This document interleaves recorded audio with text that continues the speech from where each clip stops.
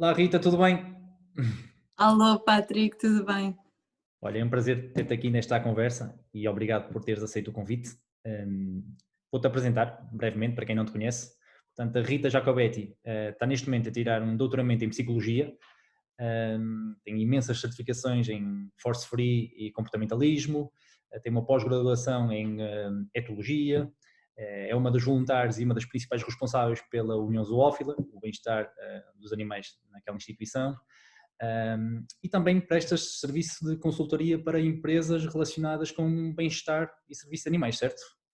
Certo, Portanto, isso mesmo. nós temos nos encontrado aí de norte a sul do país em algumas É formações verdade. e temos uma excelente relação e alguém, eu aprecio imenso o teu trabalho que tens feito, tanto no treino animal como na causa animal, na proteção dos animais, por isso é um prazer ter-te aqui. Muito obrigada, Patrick, e obrigada pelo convite. Fico mesmo feliz. Também acompanho o teu trabalho sempre com muito entusiasmo e já vi que lançaste agora um curso para os mais jovens, para as cachorros, que acho excepcional. E uma oportunidade para falar de animais, com quem também gosta de animais, é sempre ótimo. Ótimo. Rita, comece-me por contar o porquê deste interesse pela causa e proteção animal e depois também pelo treino. Ok. Então, se eu começar mesmo lá ao fundo, há 36 anos, quando eu nasci, já havia dois bichos lá em casa, que por acaso eram gatos, e foi logo definido de forma muito explícita pelos meus pais que eles tinham prioridade sobre mim, estavam lá há mais tempo e portanto eu ia ter que os respeitar. E acho que sem dúvida a relação que os meus pais tinham com os animais moldou muito também desde o berço, literalmente, a relação que eu tinha com os animais. Acho até engraçado às vezes, pergunto-me se, se o facto de terem sido gatos não influenciou ainda mais, porque os gatos são um bocadinho mais intolerantes às vezes aos nossos avanços, não é? E então como bebé foi muito bem educada por dois gatos a respeitar os seus limites, com pais que também permitiam que eles me educassem. Ok.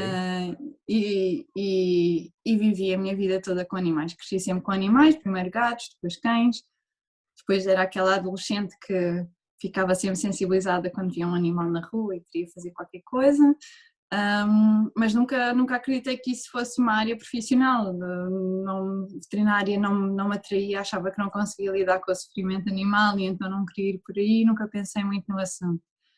Mas comecei a fazer voluntariado, comecei a me envolver e conforme ia cada vez tendo um envolvimento mais sério com o voluntariado ia sentindo mais carências ao nível da compreensão do bem-estar animal e do comportamento.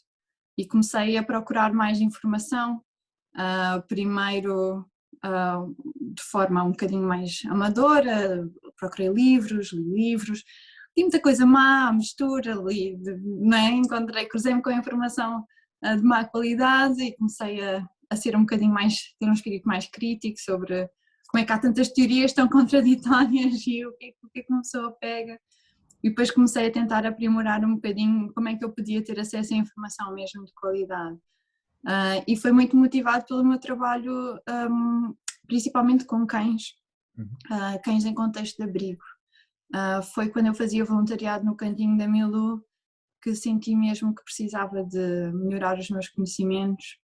Procurei bastante informação e se calhar das formações que me marcou mais é que acabei por ser convidada para fazer um curso intensivo no Reino Unido por uma associação que é a Dogs Trust Uhum. e fiz uma formação de largo espectro sobre gestão de abrigos, mas que incluía uma componente de comportamento e fiquei completamente agarrada, comecei a querer fazer mais formações, aprender mais. E pronto, tu conheces bem e outras pessoas que seguiram este caminho de esteira também conhecem, aquela coisa de tentar descobrir todos os cursos, todas as oportunidades, qualquer perlazinha de conhecimento, Então, mas ir atrás.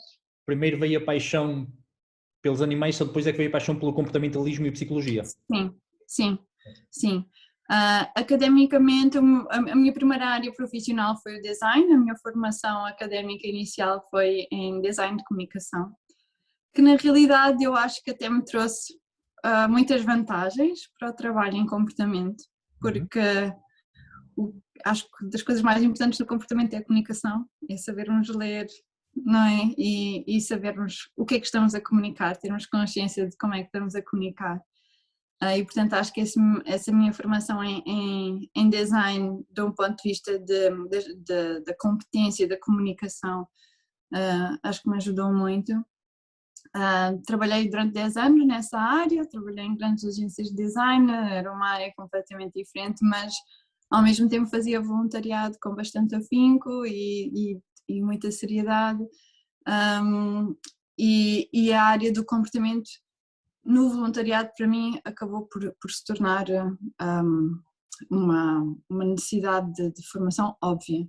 Eu nunca tinha pensado em seguir uma área profissional relacionada com o comportamento ou com os animais, mas conforme fui cada vez tendo mais conhecimento sobre o comportamento animal, comecei a sentir que precisava de saber mais e ia chegar a um ponto onde às vezes sentia que tinha que ajudar as pessoas com esse conhecimento que eu tinha e que não o podia guardar só para mim. Não foi um passo fácil para mim, porque eu não tinha essa aspiração de me pôr na posição de fazer serviços para as outras pessoas, mas depois quando as pessoas pediam ajuda sentia a necessidade de pedir ajuda, de dar ajuda.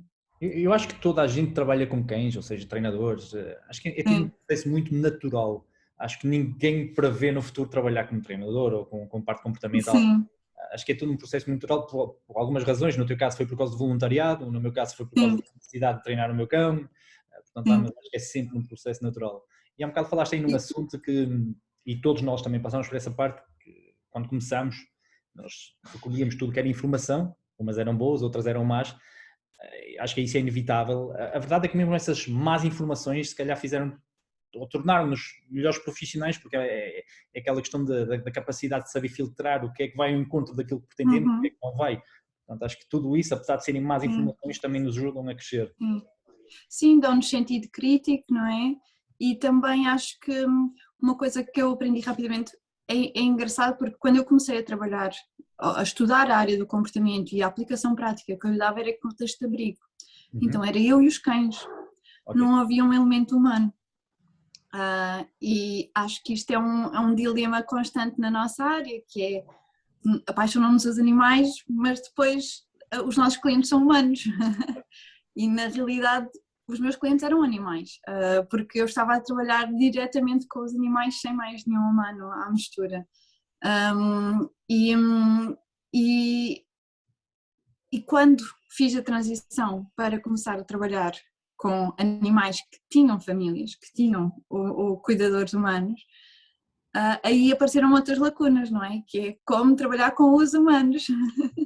E acho que nesse sentido também, ter passado por estar exposta a teorias e a conteúdos errados sobre o comportamento animal também me ajudou a sentir empatia por essas pessoas, a perceber que os tutores dos animais são bombardeados por várias fontes de informação, têm dificuldade em identificar o que é credível e não é, e têm muitas vezes uma série de mitos enraizados que têm alguma dificuldade em largar, e portanto acho que sentir essa empatia pelo que eles estavam a passar, por ter passado pelo mesmo, e ter conhecimento prévio já de quais é que poderiam ser as influências que eles tinham nesses conteúdos também me ajudou muito a depois trabalhar com os humanos.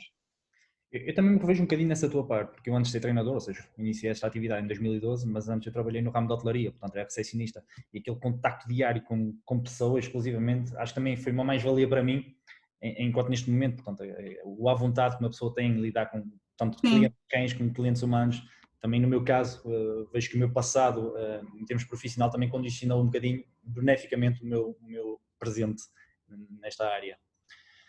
Rita, vou só começar porque eu sei que tu és uma investigadora, uma acérrima investigadora na causa animal, na proteção animal, sei que tens feito um excelente trabalho nesse aspecto, e há uma pergunta que eu tenho muita curiosidade em saber, que é o porquê, qual é a principal causa do abandono, tanto a nível nacional como a nível mundial? Quanto tempo tens? brincar. Isto é a pergunta milionária, não é? Obviamente temos aqui imensos fatores. Um esclarecimento rápido, é um pormenor, mas é importante. A minha área de investigação é psicologia social, que é um pouquinho diferente da psicologia. Significa que estamos a compreender o comportamento social, o comportamento de grupos de pessoas e não aquele indivíduo individualmente. E na realidade, para compreendermos o abandono, que é um problema, a meu ver, sistémico, é um problema maior do que 2 ou 3 casos, é uma coisa que está bastante disseminada, que acontece de forma abrangente entre vários tipos de pessoas, vários países, vários contextos. Nós temos muita variabilidade, portanto, cada pessoa, se nós formos analisar caso a caso, vamos ter circunstâncias muito distintas. O que nós queremos perceber aqui um pouco é, na maioria dos casos, qual é o fator que pode ser comum, quais são os fatores que podem ser mais constantes a prever o abandono, porque se nós entendermos isso, nós conseguimos ter ações com um maior impacto, porque na realidade para parar o abandono à escala que ele acontece hoje em dia, que é uma escala significativa, para parar o abandono nós temos que ter intervenções que elas também tenham uma escala muito, muito ampla, portanto que cheguem ao maior número de pessoas possível, portanto essas intervenções têm que ser problemas comuns a toda a gente e há bastantes exceções, há bastantes variáveis e cada caso é um caso, isso é muito importante notar. Uma coisa que eu costumo dizer que acho que é das coisas mais importantes que tenho aprendido e das crenças mais importantes que eu tenho é que todos nós podemos abandonar um animal. E se nós tivermos constantemente a retratar as pessoas que abandonam como vilões, como pessoas sem princípios, como pessoas más, nós não vamos conseguir resolver o problema, porque nós resolvemos o problema quando nós admitimos que cada um de nós está em risco de um dia abandonar um animal, porque é verdade, ou seja, nós temos uma disseminação tão grande do abandono, é tão frequente que a melhor pessoa do mundo, a pessoa mais bem intencionada do mundo, por uma outra circunstância pode se ver nessa situação. Se nós encararmos que cada um de nós é um possível abandonador de animal, nós podemos estar sempre alerta de quais são os riscos e quais são as situações que temos que prevenir para não chegarmos a essa situação. Outra coisa importante é também percebermos um bocadinho como é que caracterizamos o abandono, o que é o abandono, porque há muita gente que identifica o abandono como aquelas campanhas de publicidade que às vezes aparecem, alguém atira um cão porta fora do carro e conduz para longe. Esta não é a expressão mais típica do abandono.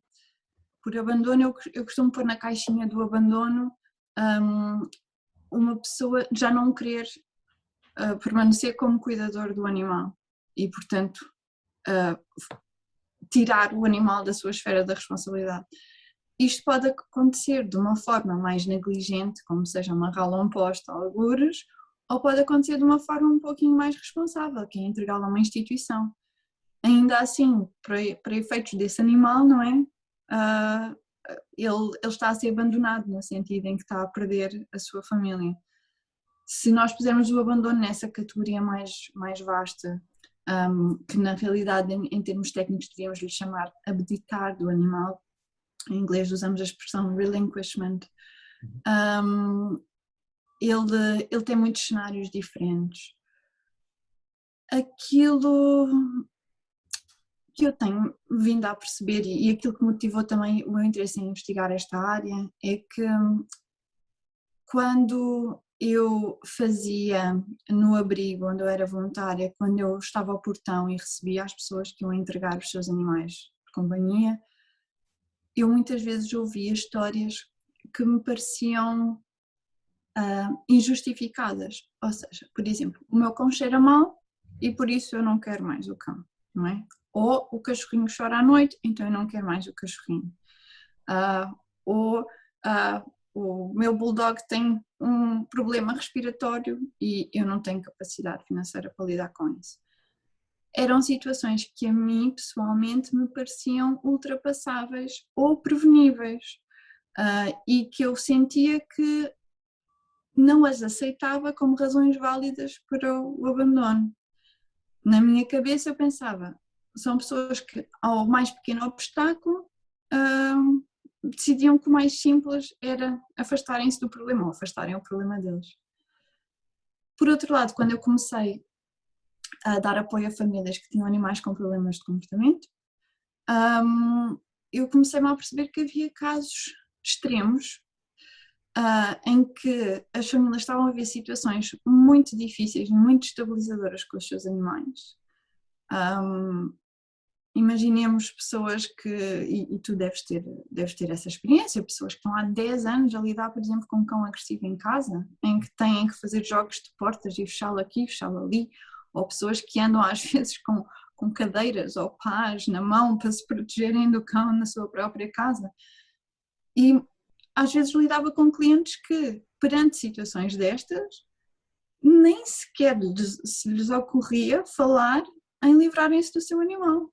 Elas queriam procurar uma solução, muitas vezes estavam desesperadas e no limite, mas ainda assim elas não pensavam sequer em abdicar do animal. Então eu pus-me a refletir, se há pessoas que ao mínimo obstáculo querem se livrar do animal e pessoas que perante situações que qualquer um de nós consideraria bastante extremas e difíceis de continuar a viver nelas, não considerava minimamente abdicar do animal, eu pensei, não é a situação em si que leva as pessoas a abandonar o animal, não é dizer a agressividade é um dos maiores problemas que leva as pessoas a abandonar o animal, mas tem que ser algo na própria pessoa que está a fazer a diferença, e por isso é que eu decidi investigar o abandono animal nesta perspectiva da psicologia social, do lado humano e não do lado de quais são as características do animal que levam a que mais frequentemente ele seja abandonado. E então o meu foco foi para as relações, como é que a pessoa se relaciona com o seu animal, qual é o nível de vínculo, qual é o nível de empatia, qual é o nível de compromisso, para tentar encontrar aí algum padrão que explicasse esta situação, porque é que algumas pessoas querem preservar a relação a todo o custo e outras não. E um dos paralelismos que eu fiz em termos de investigação foi com as relações entre dois humanos, quando as relações são tóxicas, por exemplo. Se houver uma separação, ou se houver duas pessoas que estão numa relação tóxica, porque é que algumas se separam e outras permanecem nessas relações tóxicas? Quais são as diferenças? Ou seja, extrapolando isto para os animais, se eu estou a ter dificuldades com o meu animal, porque é que eu decido investir e continuar a tentar ou não? E um dos fatores que nós temos identificado que é preditor dessa tomada de decisão positiva ou negativa é o compromisso. Se a pessoa tem um grande nível de compromisso com o seu animal, ela vai esforçar-se mais, vai se envolver mais na resolução dos problemas e evitar mais quebrar a relação do que se não tiver um alto nível de compromisso. E depois é percebermos os fatores que levam ao alto nível de compromisso. Um dos principais, por exemplo, o investimento.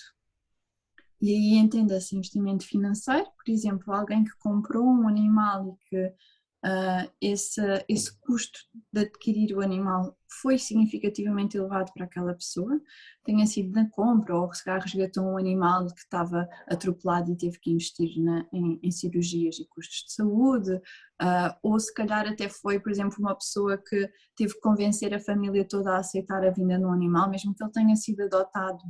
Não houve um custo financeiro, mas houve um custo emocional de ter que batalhar para convencer toda a gente a aceitar o animal.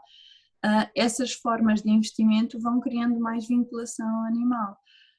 Investimentos de tempo, como uma pessoa que dedica muito tempo ao seu animal, que passa muitas horas com ele, é mais provável que pensar abdicar desse animal lhe pese mais, mas eu já perdi tanto tempo com ele, eu já me esforcei tanto. O que é investir mais algum tempo, perder mais algum tempo com ele?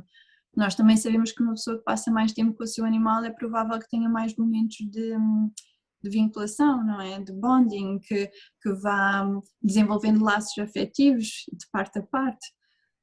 Eu aqui evitei sempre analisar a perspectiva do animal, mas nós sabemos também que do lado do animal esses laços também se vão criando, e um animal que está mais vinculado ao humano, ou mais bem vinculado, provavelmente também vai demonstrar menos problemas, ou vai demonstrar comportamentos mais saudáveis, e a relação entre o humano e o animal vai ser mais harmoniosa. Portanto, eu acho que há sempre aqui muitas variáveis envolvidas, mas aquilo que eu tenho estado a investigar é do lado dos humanos, claramente que a forma como o humano assume a relação, se é uma relação para a qual ele investe bastante, dedica tempo, dedica recursos, faz sacrifícios, por exemplo, sai do trabalho e em vez de beber um copo com os amigos, está preocupado com o cão, vai a correr para casa para passear o cão, que isso é a sua prioridade.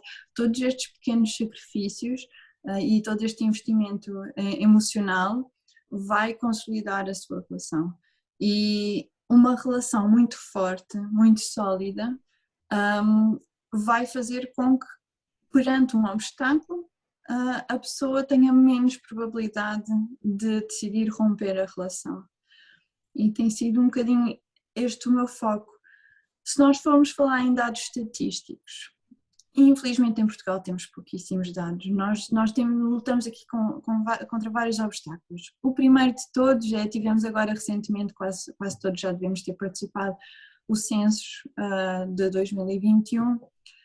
Mais uma vez, apesar de vários esforços para que fosse incluída uma pergunta sobre o agregado familiar animal, isso não aconteceu. Portanto, nós continuamos sem um censo a nível nacional que nos indique de forma precisa quantos animais existem e qual o perfil de vivência desses animais, se são animais de casa, se são animais de rua, se são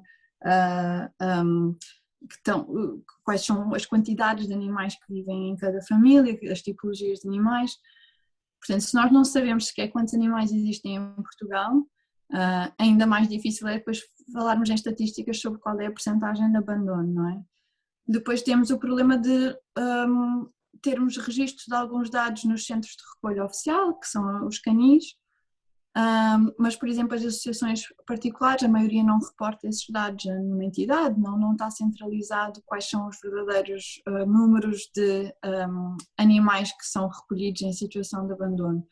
E ainda temos mais os animais que não são recolhidos, não é? Animais que estão numa situação de abandono, mas continuam na rua ou que não estão de todo a ser acompanhados por nenhuma instituição nem nenhum particular.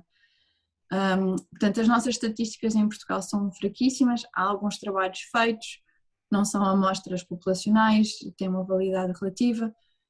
E, a meu ver, a crítica que eu aponto também é que muitas vezes é perguntado diretamente à pessoa que está a abdicar do animal qual é que é o motivo. E aí entramos neste problema do que é que as pessoas identificam para si mesmas que é o motivo, que logo aí às vezes a pessoa pode estar a interpretar incorretamente porque é que está a optar pela entrega do animal. E também às vezes há algumas inibições das pessoas confessarem a verdade, porque há alguma vergonha social.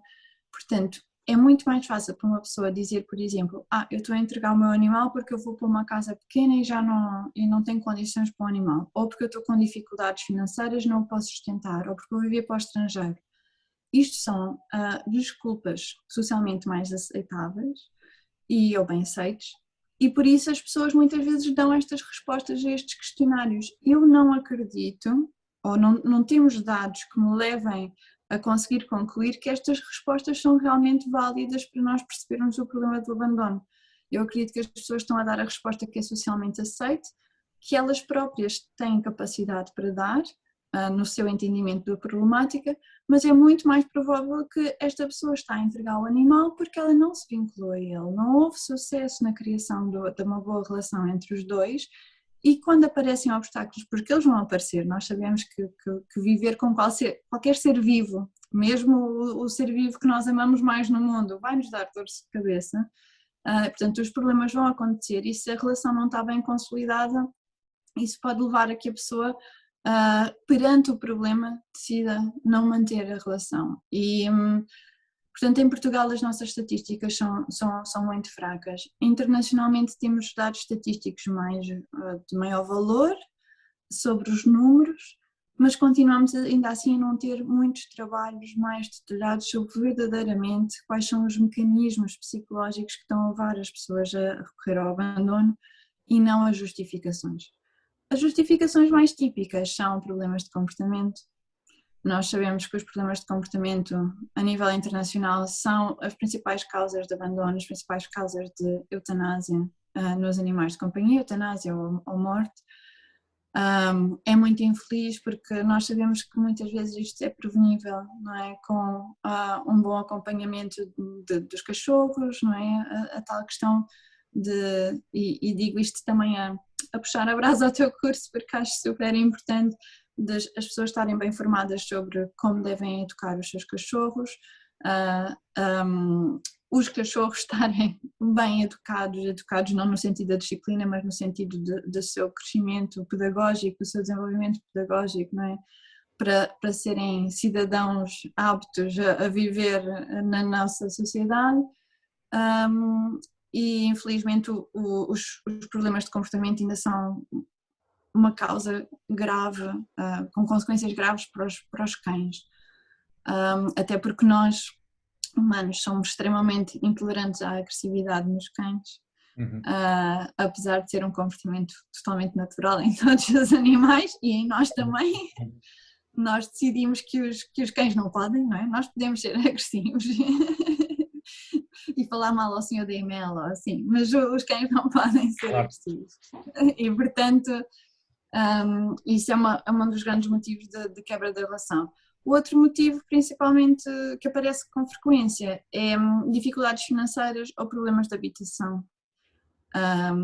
E mais uma vez, todos nós conhecemos uma família qualquer incrível que passou por imensas dificuldades e que manteve os seus animais a todo o custo, que pediu ajuda para os manter, que fez tudo o que pôde para não abdicar deles. E portanto sabemos que esse não é o verdadeiro problema, não é um problema financeiro. E aproveito também esta oportunidade para dizer que se alguém quer realmente manter os seus animais e está a ter dificuldades por motivos financeiros ou de habitação ou o que for, há uma série de apoios.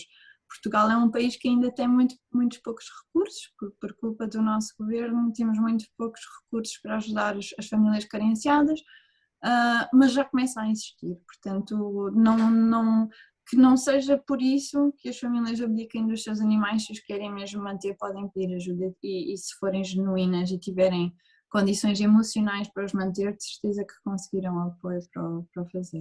Isso é uma excelente chamada de atenção. E já agora, a quem é que as pessoas podem recorrer? Existe algum contacto específico, alguma entidade, alguma associação em quem as pessoas podem recorrer? Isto varia muito a nível de localização, porque a maioria das associações tem uma ação mais local. Portanto, depende muito onde é que a pessoa está localizada.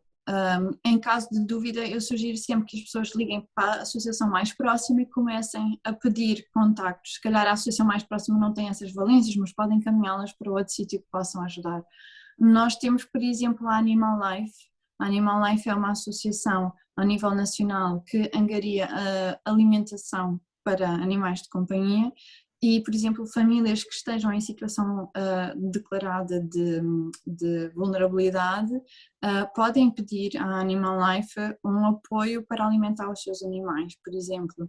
E nós que não estamos nessa situação, por exemplo, podemos doar à Animal Life comida, camas, mantas, brinquedos, tudo aquilo que nós sabemos que os animais precisam, nós podemos lhes doar e eles fazem chegar a famílias carenciadas. E a Animal Life tem uma atuação um bocadinho mais ampla a todo o país.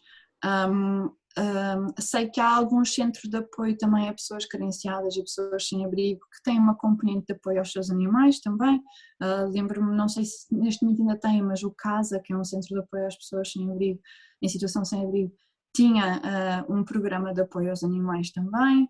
A ver aqui se me lembrava mais alguma assim mais específica.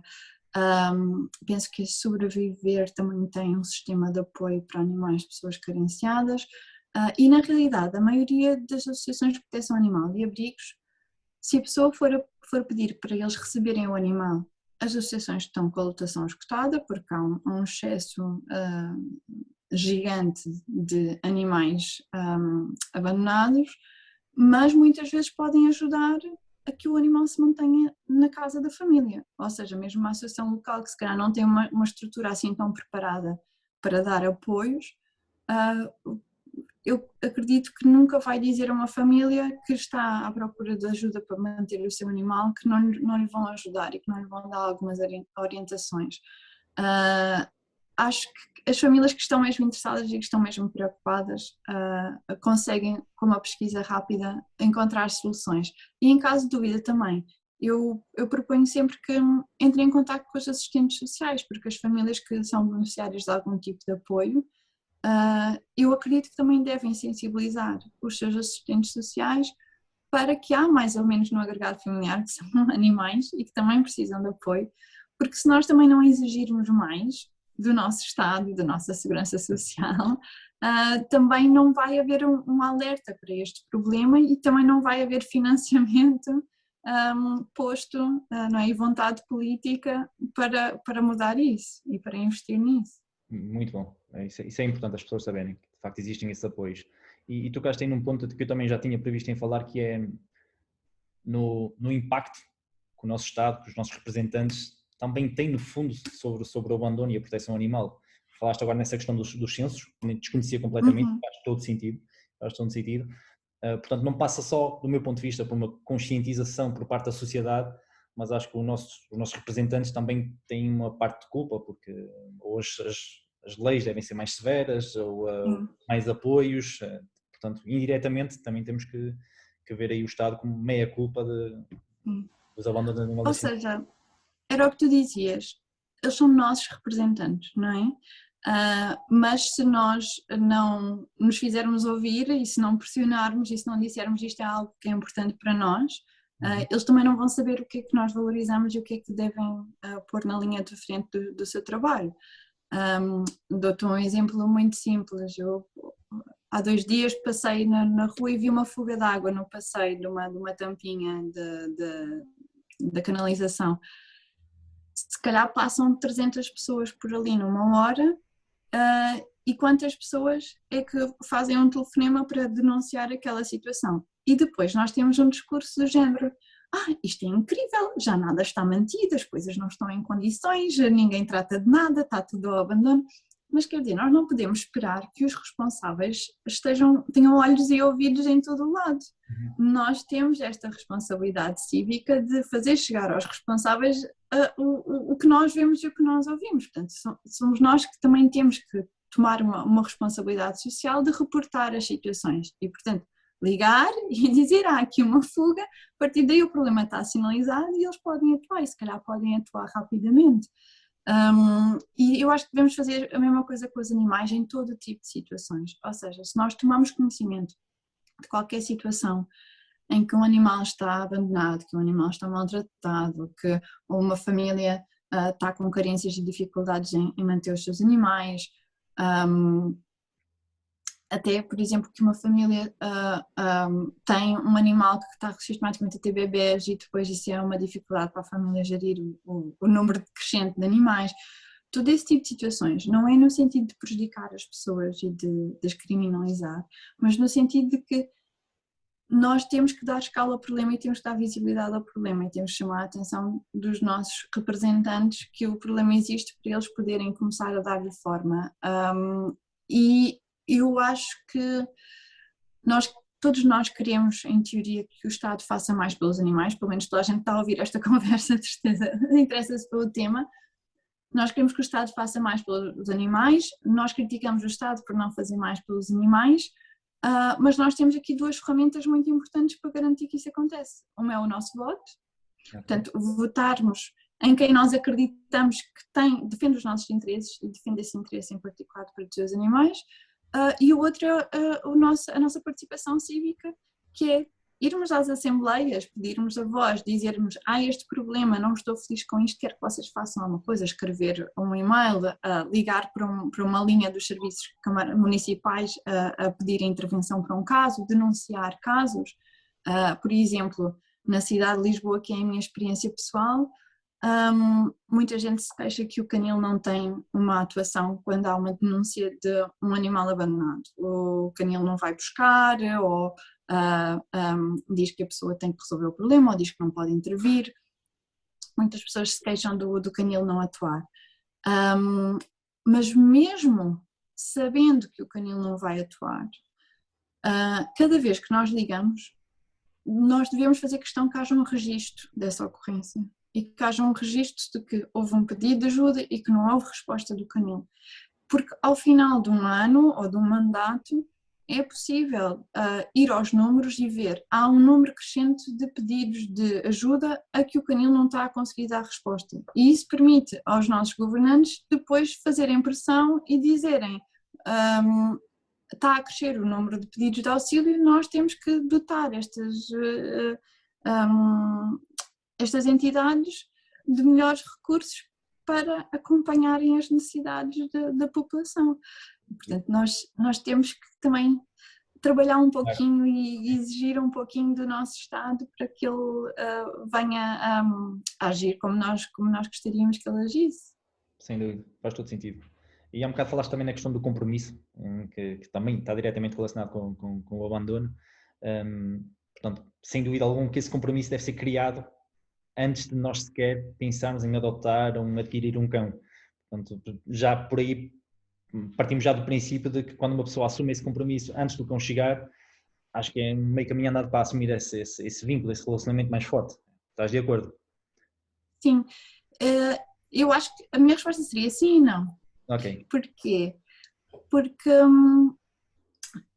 acho que há dois desafios diferentes. Acho que pessoas que sempre tiveram animais, por exemplo, quando assumem um compromisso, têm um bocadinho mais facilidade em perceber exatamente o que é que se estão a propor. Isso que eu ia dizer, eu queria chegar a esse ponto, no sentido de que a primeira experiência com cão, se calhar, são essas pessoas que abandonam mais rapidamente do que uma pessoa que já tem experiência e que já tem vivido com cães. Ou pelo menos, digamos, estão mais vulneráveis a esse risco, não é? Porque a pessoa pode ter as melhores intenções do mundo e ela refletiu imenso sobre a decisão, fê-la com toda a consciência que poderia ter, com um grande sentido de responsabilidade e com um grande sentido de compromisso. Mas, por exemplo, se essa pessoa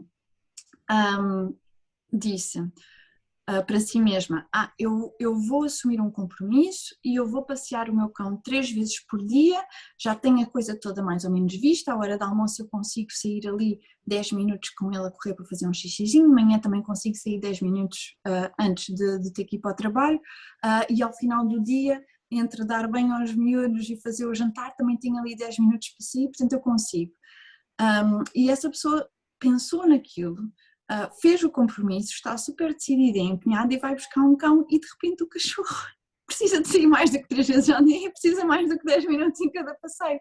Mas como a pessoa não tinha conhecimento prévio do que eram as reais necessidades do animal, por muito que ela se tenha preparado, mentalizado e assumido o compromisso, ela não tinha em sua posse toda a informação para decidir em consciência. E aí eu acho que temos os dois desafios, que é, sim, a pessoa deve assumir logo o compromisso ainda antes de ter o animal, mas é um compromisso informado, bem informado. Até mesmo uma pessoa que tem um animal, por exemplo, uma coisa a que eu assisto muitas vezes, tu também deves assistir, que é alguém que, por exemplo, teve um cão que morreu, imaginemos com 16 ou 17 anos, imaginemos que essa pessoa tem, por exemplo, 30 anos, e ela agora quer ter mais um animal e está muito entusiasmada com a ideia de ter um cachorro, por exemplo. Se essa foi a única experiência que a pessoa teve com animais, significa que ela, por muito que queira, já não tem uma memória fidedigna sobre o que era ter um cachorro, porque ela tinha 13 anos quando teve o cachorro. E também não tinha um papel com o mesmo nível de responsabilidade quando tinha 13 anos e tinha um cachorro, que tem agora que, por exemplo, vive sozinha com 30 anos e que trabalha e que tem a sua vida independente, de ter um cachorro agora.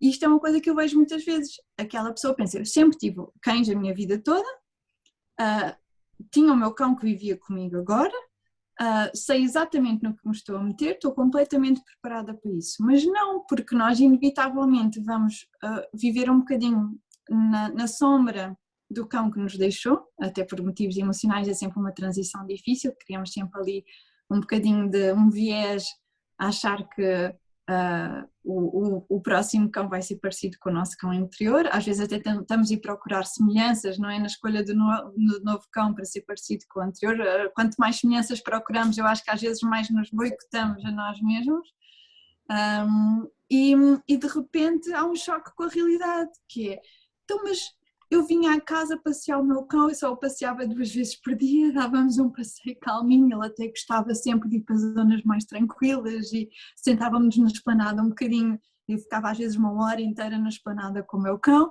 mas era um cão sénior, habituado a outras rotinas e com a personalidade dele, e agora se calhar temos um cachorro impaciente que nem pensar vai aguentar 1 hora sentado numa esplanada, que só 2 passeios não é suficiente, que vai ter no mínimo, eu gosto de falar em 2 anos de desafios pela frente e portanto nós achámos que tomávamos uma decisão informada e não foi, não é? Porque estávamos a pensar naquilo que estávamos habituados nos últimos anos e que não, todos os cães são diferentes, não é?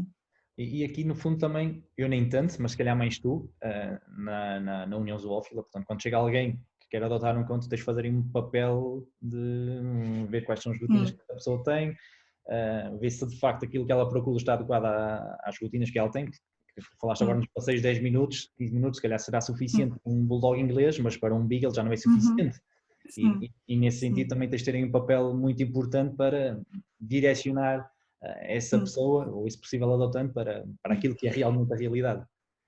Eu acho que há uma vantagem muito grande na adoção de um animal para as pessoas que vão às associações e para as associações, que é uma associação já com uma dimensão um bocadinho grande, tem vários animais disponíveis e então a pessoa que vai com uma ideia muito fixa de que é aquilo que ela quer pode ainda ser conduzida para outra opção diferente que encaixa mais no perfil da pessoa. E as associações, por exemplo, conseguem com mais facilidade fazer isso do que se uma pessoa for, por exemplo, um criador, não é? Porque vai com a ideia fixa de que quer aquela raça e se calhar se o criador achar que aquela não é a melhor raça para ele, ainda pode sentir-se tentado a dar-lhe o cão porque também há aqui um interesse comercial, porque, não é? E obviamente não quer dizer que todos os criadores são más pessoas, mas pronto, há um bocadinho mais interesses.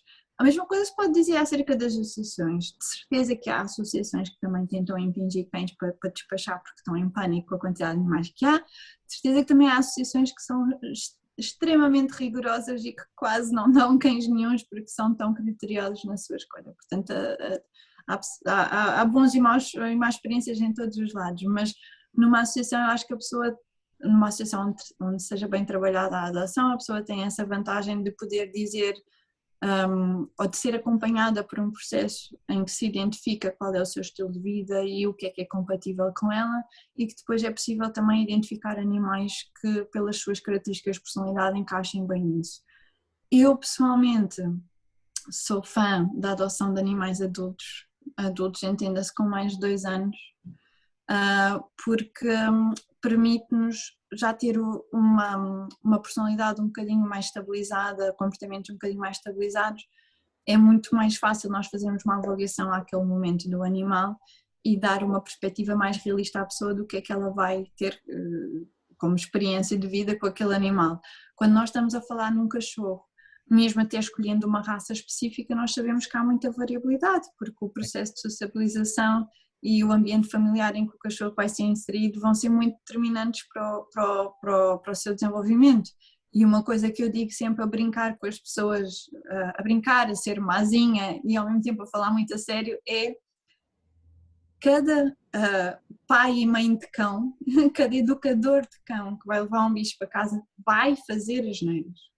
Como educador, isso é ponto assente, vai fazer asneiras. O que nós ainda não sabemos é qual das asneiras, quantas asneiras e com que gravidade, mas vai fazer, não é? Quanto menos experiente, pior vai ser, quanto menos apoio profissional tiver, pior vai ser, mas vai fazer asneiras. E aí vamos ao encontro de uma pessoa que ambos dois sei que admiramos bastante, o Jean Vidal Santi, E ele tem uma frase fantástica que eu estou farto de a dizer nos meus seminários e sempre que encontro clientes, que é: se fizerem tudo bem com os vossos cães, vão ter poucos problemas; se fizerem tudo mal, vão ter muitos problemas. Essa frase Olha, é fantástica. nunca tinha apanhado essa frase, mas é genial, sim. É genial. Portanto, vai sempre ter problemas, porque não há cães Sim, perfeitos da mesma forma que não há pessoas sim, perfeitas. sim. E agora eu gostava de tocar aqui noutro ponto que acho extremamente importante, no caso da união zoófila. Portanto, tenta a ti, que não tens um bocadinho de experiência, tens muita experiência sobre comportamento, mas acho que é uma coisa que faz falta a nível nacional, é que nas associações acho que não basta só gostar de animais, porque acho que toda a gente que trabalha nas associações faz voluntariado, sem dúvida alguma, que são pessoas que gostam de animais, mas acho que havia de haver pelo menos uma outra pessoa que percebesse parte do comportamental, parte do comportamento, do bem-estar animal, Sim. porque se poderia ajudar muito nessa questão de recomendar o melhor cão possível, e isso também poderia fazer com que os cães não fossem devolvidos com, assim tanto. Portanto, é Sim, extremamente importante haver essa parte. é. Eu acho que as associações é sempre um desafio, porque há muito, muito boa vontade, mas são, invariavelmente, a maioria das situações são projetos amadores, e amadores entenda-se no sentido em que as pessoas que lá trabalham não são profissionais específicos da área em causa, não é? Ou seja, nós podemos ter, por exemplo, uma pessoa que é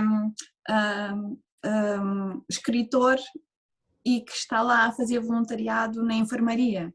Ou podemos ter uma pessoa que é, não é, arquiteto e está a fazer voluntariado a passear cães. Uhum. Portanto, a sua área profissional não é aquela que ela está a desempenhar na associação. E essa não profissionalização traz-nos esses problemas, que às vezes faltam competências nas associações. O outro problema é que estamos a falar de que a maioria do trabalho é trabalho voluntário e, por um lado, nós deveríamos exigir o mesmo rigor do trabalho voluntário que exigimos do trabalho pago, mas a verdade é que os recursos são poucos, os voluntários são muito poucos e às vezes é difícil pedir mais ou pedir mais qualidade, mais competência, mais rigor.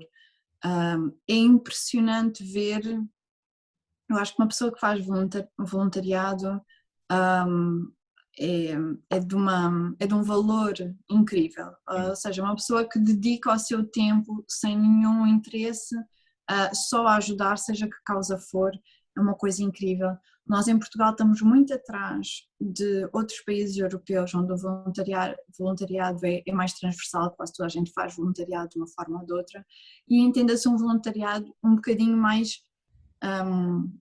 ativo, digamos, não é, por exemplo, ir uma vez por ano ao banco alimentar fazer um dia. Isso já é válido, já é um bom princípio, mas digamos uma pessoa que consegue ter um compromisso uma vez por mês ou com um bocadinho mais frequência. Se a pessoa, e não só é um trabalho muito, muito meritório e de grande valor, como eu acho que para as pessoas também é. Eu costumo dizer, a brincar, que eu faço voluntariado por motivos puramente egoístas, que é porque eu adoro. Eu não tenho altruísmo nenhum nisso, eu não estou a fazer um sacrifício, não estou a fazer um esforço, eu adoro, eu saio lá com um sorriso enorme. E já agora gostava até de dizer que há muita gente que às vezes me diz, principalmente pessoas que gostam muito de animais, que me dizem que lhes custaria horrores ver os animais a sofrer e portanto fazer voluntariado era difícil. E eu acho que aí a diferença é, todos os dias eu os vejo melhor, ou seja, eu se calhar um dia vejo um animal a entrar, que perdeu a sua família, é uma coisa muito triste, mas de dia para dia ele vai estando melhor, e vai haver um dia em que nós lhe vamos arranjar uma família nova, e é uma alegria imensa podermos participar nesse processo. É uma alegria imensa poder ir a um canil e passar tempo com cachorros que têm pouquíssima atenção e que ficam histéricos quando nos veem. Pegar num cão enérgico, por exemplo, e sair com ele para passear e dar uma corrida e levá-lo a cheirar as plantas e ver o sol e cheirar o ar puro, e vê-lo regressar ao canil exausto e atirar-se para o chão super feliz. Atenção que a exaustão não é só por ser uma coisa positiva, Claro. temos que ter cuidadosos, mas pronto, aquela sensação de ok, vim aqui gastar o meu tempo, mas saio daqui com uma recompensa muito grande por aquilo que pude fazer pelo animal. E no sentido que tu estavas a dizer, eu acho que o comportamento e o bem-estar, eu às vezes tenho um bocado de dificuldade até de desassociar os dois, não é? Impossível. numa questão de albergue de animais, seja num abrigo, seja num hotel, seja onde for, são questões essenciais, porque aquela vai ser a casa daquele animal durante algum tempo, não é? E negar-lhe qualidade de vida, negar-lhe bem-estar, negar-lhe um pleno exercício dos seus comportamentos normais, é tão grave como negar-lhe o acesso à saúde, como não lhe tratar uma ferida, como não o vacinar, como não ter esses cuidados básicos de saúde. E, infelizmente, as associações ainda não têm recursos, a maioria, para contratar alguém da área comportamental. Obviamente quem trabalha em comportamento também não pode estar sistematicamente a dar o seu trabalho à borla, não é? Tem que sobreviver e portanto não é Eu, por acaso, possível. sempre que me pedem, aqui as associações de linhas sempre me pedem por algum caso ou outro, e lá está, é um autorreforço porque estamos a ajudar também, no fundo, a causa, e sem ser remunerados por isso, mas Sim. não há problema. Eu acho que é algo do qual nós também podemos receber muito, não é? Porque aumentamos a nossa aprendizagem, ganhamos experiência e tudo mais. Mas a verdade é que numa sociedade em que as coisas estivessem um bocadinho mais bem estruturadas, o ideal seria que não fosse preciso nós darmos gratuitamente o nosso tempo e o nosso conhecimento. Se nós pagamos aos veterinários para cuidarem dos animais de um abrigo, nós devíamos pagar aos treinadores para darem esse apoio. Mas claro que nós somos solidários, nós somos pessoas que gostamos de cães e não podemos fechar os olhos e não podemos não ajudar. Mas, por exemplo, fica aqui também a dica para quem está a começar, para quem se interessa por comportamento e ainda não seguiu essa via profissional ou está agora a iniciar essa área, fazer voluntariado num abrigo pode ser das experiências em que se ganha mais experiência, ou seja, pode ser dos contextos em que se ganha mais experiência mais rapidamente. E eu devo imenso, por exemplo, ao Cantinho da Milu em particular, onde eu fiz muito voluntariado durante muitos anos, e durante o processo em que eu estava a aprender sobre comportamento, quer dizer, foi das melhores escolas que eu poderia ter tido. Claro que nós temos de ter um bocadinho de cuidado, que também não é para qualquer pessoa agora se armar em treinador e entrar num abrigo ou num canil e dizer, eu agora quero treinar estes cães sem ter competência para isso. Eu, quando comecei, o meu trabalho era ir fazer companhia aos cães. Nós sabemos que a companhia pura, só estar lá presente ao lado de um cão, pode ser uma coisa importantíssima para um animal de abrigo que se está a familiarizar com a proximidade com pessoas, que está a aprender interações básicas com outros humanos e pode não ser mais do que estar lá só com ele presente. Passear os cães, portanto, podem ser ações básicas, não é preciso ir treinar os cães, porque nós vamos treinar o nosso olho, não é? Vamos treinar a nossa comunicação, a nossa interpretação dos sinais e as consequências dos nossos próprios sinais através dessa convivência básica. E eu acho que das coisas que um treinador, qualquer pessoa que se interesse pelo comportamento, das coisas que mais tem que trabalhar é a comunicação, é saber comunicar e saber ler. E essa, eu acho que eu tive duas grandes escolas, pronto, outras também, mas práticas. Uma foi ter crescido com animais, e crescer com animais não basta para uma pessoa perceber de comportamento, porque há bases científicas que é preciso adquirir e às vezes nós temos instintos que estão profundamente errados, por exemplo, mas ter crescido com animais ajudou muito a ter um olho mais treinado, a ter mais fluência no comportamento animal. E a outra foi fazer voluntariado, passar tempo com os animais, tempo de qualidade, olhar para eles, observar muito. Eu às vezes estava horas sentada numa box a observar os cães a interagirem uns com os outros. Ainda por mais se tivermos essa oportunidade de ir a um abrigo onde, por exemplo, haja grupos de cães a interagir.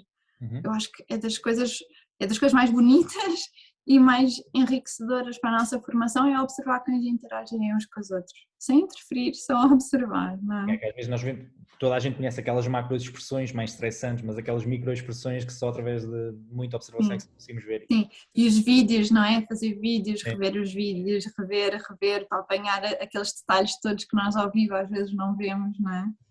Sem Acho dúvida. que isso é importantíssimo. Agora, falando um bocado na parte do treino, tu treinas gatos, treinas cães, e és uma acérrima defensora da filosofia Lima, que é a Least Intrusive, Minimally Aversive, é isso? exatamente. É isso. Queres falar um bocadinho sobre o porquê de seres tão adepta dessa filosofia? Olha, por acaso, ainda hoje eu dei por mim a refletir um bocado sobre isso. Ahm, eu acho que nem sequer é uma coisa que para mim diz respeito só aos animais, é tudo. Ou seja, eu acho que nós somos animais sociais, tal como os cães, os gatos um pouquinho menos, não é? Nós, o nosso bem-estar depende também de boas interações sociais. Nós tivemos uma grande lição agora com os confinamentos, em que nos apercebemos de que nós precisamos muito mais de interação social do que se calhar achávamos para o nosso bem-estar, e portanto nós precisamos de ter uma perspectiva, ou, a meu ver, nós precisamos ter uma perspectiva de tolerância, de respeito, de não conflito com as outras pessoas, com os outros seres humanos. E eu aplico exatamente a mesma coisa aos seres humanos e também aos animais. Eu acho que as boas relações fazem-se numa base de respeito mútuo e de bondade, ou kindness, ou como o Santi diz, amabilidade também, não é? Ser amável. É muito engraçado porque eu sou uma pessoa muito racional, nada ligada às coisas mais esotéricas ou ao mundo dos sentimentos. Eu sou assim muito cética sempre com tudo, também com uma abordagem muito científica sobre o conhecimento, e ao início eu focava muito nisso, né? Quais são os argumentos científicos para usar uma técnica ou usar outra técnica, uma abordagem ou outra, e quais são as mais-valias práticas para fazer isto ou aquilo, mas depois há um lado que eu não posso rejeitar, que é ser amável, ser verdadeiramente amável, bondoso, e para mim é quase intrinsecamente reforçante. Eu vou me sentir mais feliz se eu passar o meu dia a lidar com outras pessoas com amabilidade, vou me sentir mais feliz se as outras pessoas lidarem comigo com amabilidade, e a mesma coisa na relação com os nossos animais. E eu acredito que violência gera violência, uma educação conflituosa gera conflito, e uma palavra que eu uso muito e tento usar mesmo muito para nós termos uma visão um bocadinho diferente daquela que se calhar estamos predispostos a ter com os nossos animais é a pedagogia, que é nós somos educadores, não é? Nós podemos nos intitular tutores, pais e mães, donos, o que nós quisermos, mas o nosso papel na nossa relação vai ser sempre um papel de responsabilidade e de educação.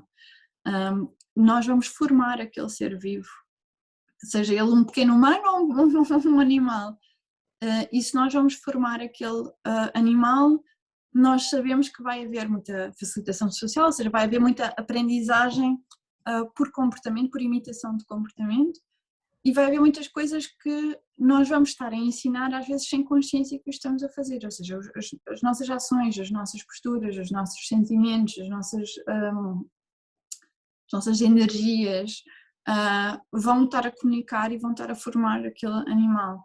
Se nós tivermos constantemente uma postura paciente, amável, coerente, respeitadora, nós vamos criar um ser vivo que vai ser paciente, amável, tolerante e respeitador. E aqui eu acho que é quando um bocado o outro lado diz, bem, mas é preciso disciplina e é preciso regras. E aí eu costumo dizer, nós, por exemplo, respeitamos a nossa avó porque gostamos dela, porque estou a dar o exemplo da avó numa ideia de uma até estrutura hierárquica, não é? Porque é uma pessoa se calhar às vezes um bocadinho mais frágil e que precisa de um bocadinho mais cuidado ou que precisa de um bocadinho mais paciência e tolerância, porque às vezes tem umas ideias um bocadinho tontas ou é um bocadinho chata. E então ela não precisa de exercer dominância, ela não precisa de exercer disciplina em nós para que nós a tratemos bem. E a mesma coisa também eu acredito em relação às crianças e aos animais, no sentido da pirâmide inversa, que é nós queremos acima de tudo construir um ser vivo que se sinta bem, que se sinta estável, que se sinta apoiado, seguro, e se nós lhes dermos essas bases sólidas de crescimento, eles vão fluentemente entrar numa linha de comportamento que vai ser mais harmoniosa connosco.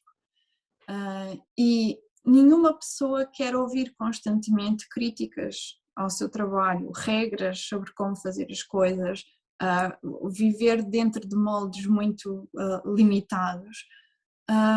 E eles também não, e ainda mais em crescimento. Eu acho que isto é um tema de uma enorme complexidade, porque infelizmente a maioria de nós fomos vítimas, e eu ponho aqui umas aspas, mas ao mesmo tempo a palavra é vítimas, de educações muito rigorosas e muito disciplinadas, tenham sido dos nossos pais, ou sejam dos nossos patrões, ou seja da nossa sociedade.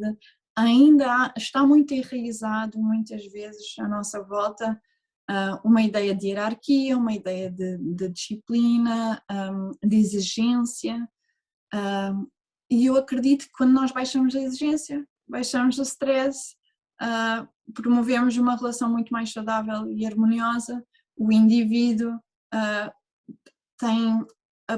é-lhe dada a possibilidade de mostrar o melhor cá em si.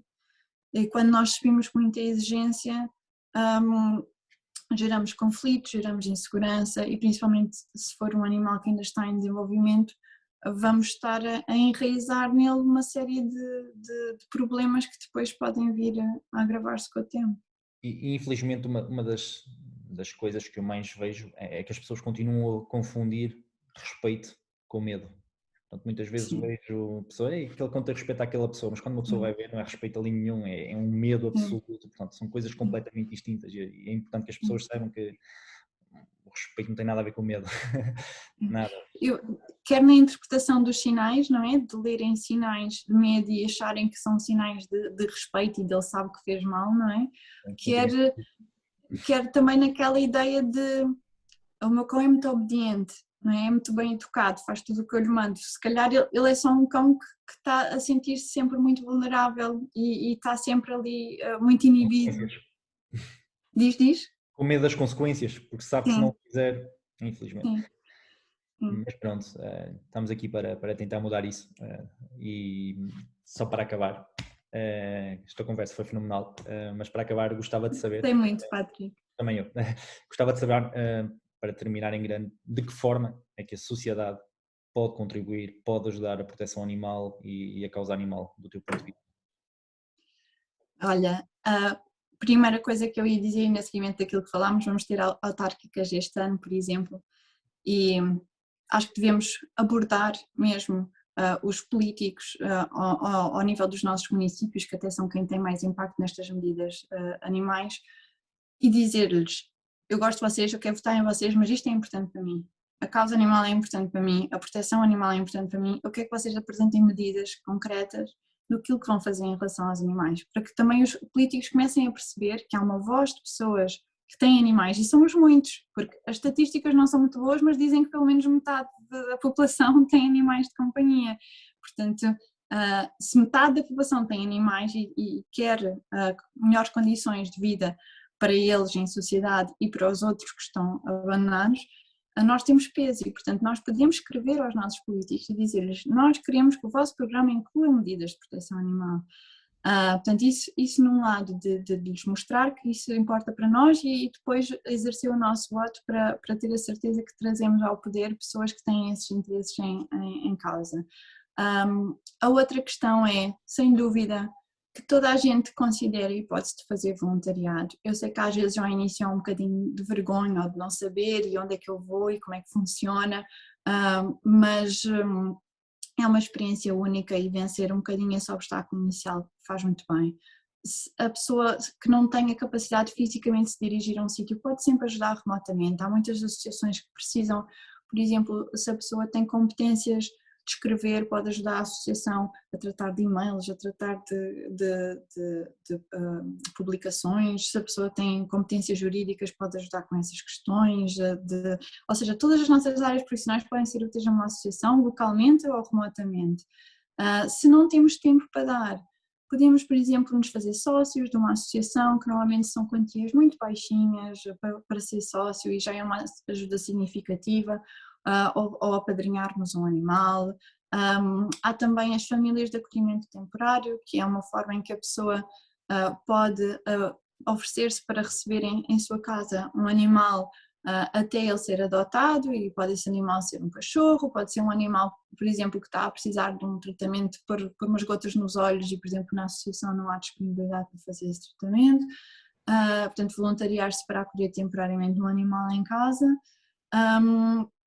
Em última instância, pelo menos que nós, quando vemos situações, as reportemos. Vemos um cão na rua, ligamos imediatamente para os serviços municipais. Neste caso, o que é que nós devemos fazer e o que é que a lei nos diz? Devemos ligar para a polícia, sempre, polícia ou GNR, a informar que foi visto um animal na via pública. Pode ser que eles nos digam que não o vão recolher, mas pelo menos nós sinalizamos aquela situação para aumentar os números, para sabermos que há um problema, qual é a escala do problema e que temos que arranjar soluções para combater. Se nós quisermos mesmo ajudar e virmos que a polícia não está a dar resposta, devemos pressionar e devemos dizer que é da competência e responsabilidade deles atuarem, e eles por sua vez vão chamar o canil municipal e o canil municipal irá intervir e dar seguimento ao caso. Se nós tivermos possibilidade de intervir diretamente, também podemos, depois desses proformas, disponibilizarmos e dizermos nós podemos ficar como fiel depositário do animal até se resolver a situação e podemos também tomar nas nossas mãos. Mas mesmo que tenhamos essa possibilidade, devemos sempre denunciar o caso e registar para que haja cada vez mais registro dos números reais do problema de abandono. Ok, fantástico. Mais explícito. Obrigada. Obrigada por obrigado. esta oportunidade de dar visibilidade ao tema e pela ótima conversa. Vamos continuar a acompanhar o teu trabalho. Para quem quiser acompanhar o trabalho da Rita, Rita Jacobetti, ela tem páginas nas redes sociais, está sempre a partilhar informação extremamente importante, portanto acompanhe-na. E Rita, mais uma vez, vamos nos vendo por aí, do norte ao sul do país, informações ou seminários, e é um orgulho. Vamos sim. Obrigada, Patrick, gostei muito de ver. Tchau, obrigado. Tchau.